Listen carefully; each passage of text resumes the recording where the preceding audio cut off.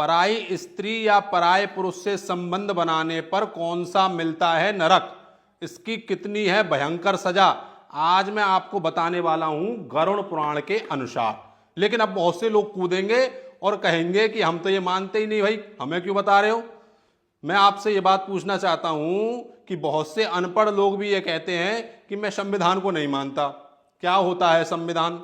लेकिन जब पुलिस आती है और उनको पकड़ के डंडे लगाती है और उसे पकड़ करके ले जाती है, फिर वहां जाकर के उस पर धारा लगाती है और धारा लगने के बाद उसे क्या मिलती है?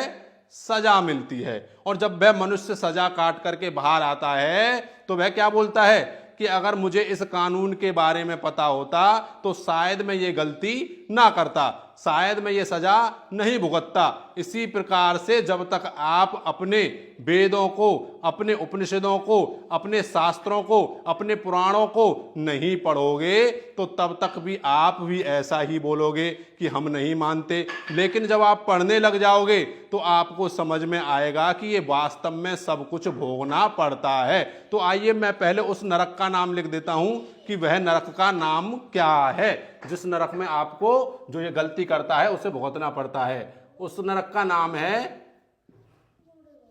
तप्त सूर्मी नरक। ये है वह नरक जिस नरक के बारे में मैं आपको बता रहा हूं। अब इसकी सजा कितनी भयंकर है वह भी मैं आपको बता देता हूं।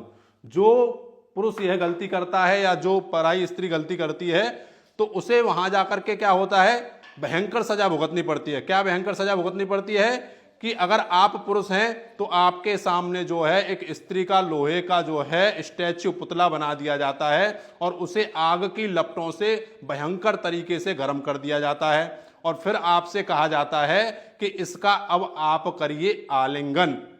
और आलिंगन तब तक करना होता है जब तक कि आपकी सजा पूरी ना हो जाए। लेकिन बहुत से लोग अब यहां ये बोलेंगे कि स्वर्ग और नरक तो जो है पृथ्वी लोक पर है। तो मैं आपसे ये पूछना चाहता हूं, अगर यही सजा आपको इस पृथ्वी लोक पर मिल जाए तो क्या आप इस सजा को सहन कर पाएंगे? नहीं कर पाएंगे। क्यों नहीं कर पाएंगे? आप बेहोश हो जाएंगे।